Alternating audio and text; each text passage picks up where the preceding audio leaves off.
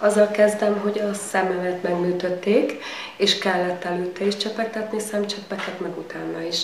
És egyre rosszabb állapotban voltam, az időszak ilyen allergiás időszak volt, amikor úgy gondoltam, hogy biztos szénaláta, biztos a levegő, meg a pollen, mert mindenhol ezt hallja az ember. Aztán már abba kellett hagyni, javultam. Szedtem ilyen gyógyszert is, olyan gyógyszert is, egyre rosszabb állapotban voltam. Majd mikor már lejártak a cseppek, akkor jobban lettem. Ki használnak a gyógyszerek, mondtam én. Aztán megrúgott egy gyerek az iskolaudvaron, focilabda, pont a műtött szememet érte. Megint szemcseppet kellett szednem, és akkor nagyon erős reakció, allergiás reakció volt. De olyan szinten, hogy bedagadt a torkom, ülve aludtam hetekig, mert nem tudtam lefeküdni, mert attól kezdve allergiagyógyszereket kaptam, egyiket is kaptam, másikat is kaptam, azt kezdték cserélni, nem használadjunk újabbat, végül már szteroidot kaptam, mert nagyon-nagyon rossz állapotba kerültem. És Borzai Ildikó, tudni, Borzai Ildikó volt az, aki mondta, hogy a gyermekeinek ezt használt, és neki volt egy minigépje. Azt elhozta hozzám, de hát neki 3 gyereke, meg családja van, nem adhatta oda folyamatosan, és még hozzájár egy hölgy. Ahhoz is elmentem Editkeihez, ő adott kezelést, bemérte a problémáimat, és én akkor azt határoztam el, hogy elmegyek és kibérlem. És úgy mentem el, március 13-a, 12-e lehetett, akkor volt az a nagyon rossz idő, még mikor elindultunk, akkor még láttunk visszafele, minden sötét volt az egész városban, azt hittük, hogy áramszünet van, hát az volt, de a vihar miatt, meg a rossz idő miatt kihoztam a gépet, 1 hétig senkinek nem engedtem, hogy magára csatolja, csak magam próbáltam, mert mondom, olvastam ilyet is, olyat is, ezzel kezdtem, mikor bementem, de nagyon rossz látvány voltam. Én tudom, hogy én akkor nagyon-nagyon rossz állapotban voltam. Nem szerettem tükörbe nézni. És akkor csatoltam, 1 hét után elmentem laborba, és a labor tökéletes volt.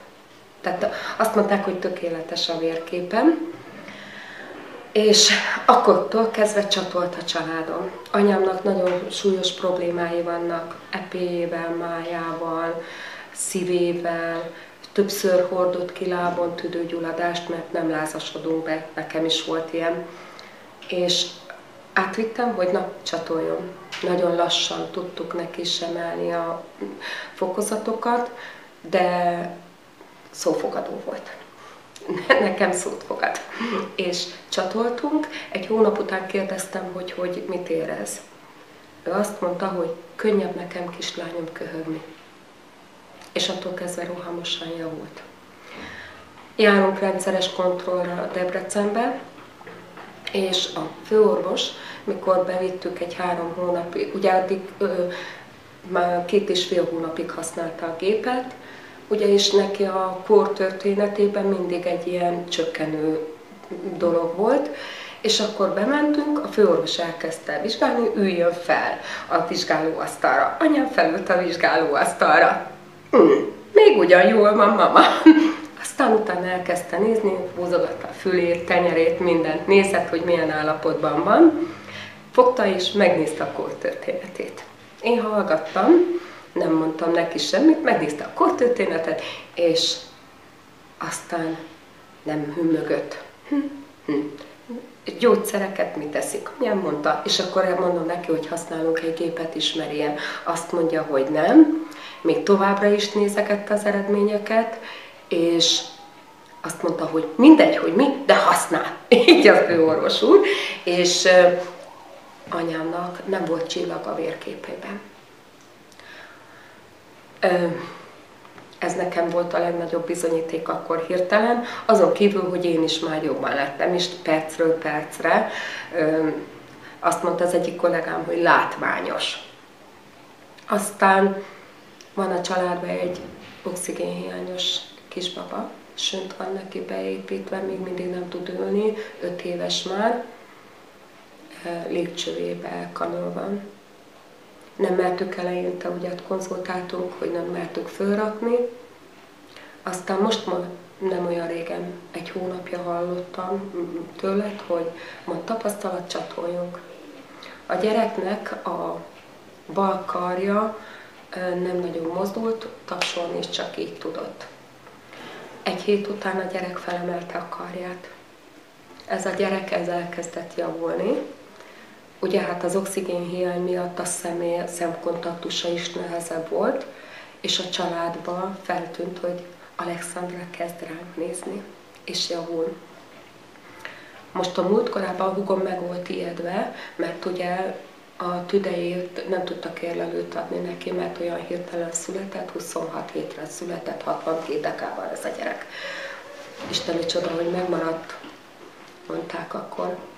És ugye, hogy használták a gépet, a második héten nagyon sok váladék jött ki a gyereknek, nem győzték szívni a kanülön keresztül a váladékot, és hát ugye látszott a váladékot csúnya. Már most jól van a gyerek, most nem kell váladékot szedni, és a nagyon rögzített bal lába, ami ugye megint nagyon, elkezdett mozogni. Ez. Aztán van az öcsém lánya, aki most csak egy hete csatol, borzasztó fájdalmai vannak, most érzi az izületeit, mindent, de itt lehettek a problémák, és csatol. Szót fogad ő is nekem. Szórom az infót, csodálatosnak tartom, és köszönöm, mert a családunkban nagyon sok embernek segített. És ez még nem minden, mert a húgomnak is gondjai voltak, és ő is csatol. Azt nem is tudtam, hogy a sógorom is felcsatolt, azt csak most tudtam meg, most mondja a múltkor, hogy műteni akarták a térdét. Ezt már én nem is tudtam.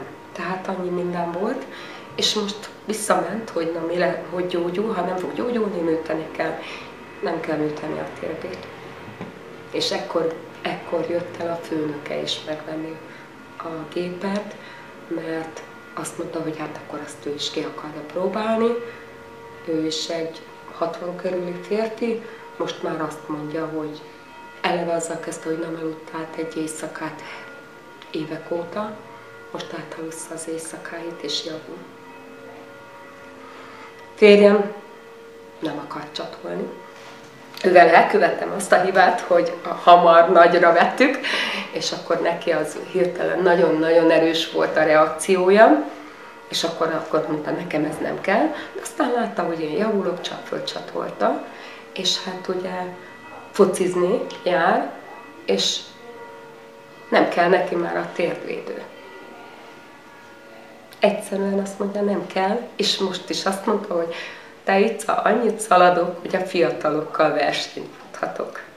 Tehát ő már is használt. A fiam még makacskodik, de őt is most már elértük, hogy most már hajlandó felcsatolni. Ő még nem tudja, de mi már észrevettük rajta, hogy egyébként egy ilyen vehemes ember, és most mikor felcsatol egyszer-kétszer, akkor nyugodtan már reagál dolgokra. Ő ezt nem veszi még észre. És a felesége most már mondja, hogy már pedig felcsatol, és így muszáj. Hol a férjem, hol a rácsatol, ő is kezd csatolni. A lányom is kimondta, hogy jó ez a gép, mert neki is nagyon sok gondja volt. Úgyhogy az én történetem ez, kolléganőm volt még az, aki nem bírt följönni már szinte a lépcsőn. Minden éppen többször volt kórházban. Sajnáltam, és mondtam, hogy gyere, próbáld meg. Nem érdeklődött. Tiltakozott ellene. Mikor már végképp nem bírt menni, akkor mondta, hogy na, elmegyek hozzád.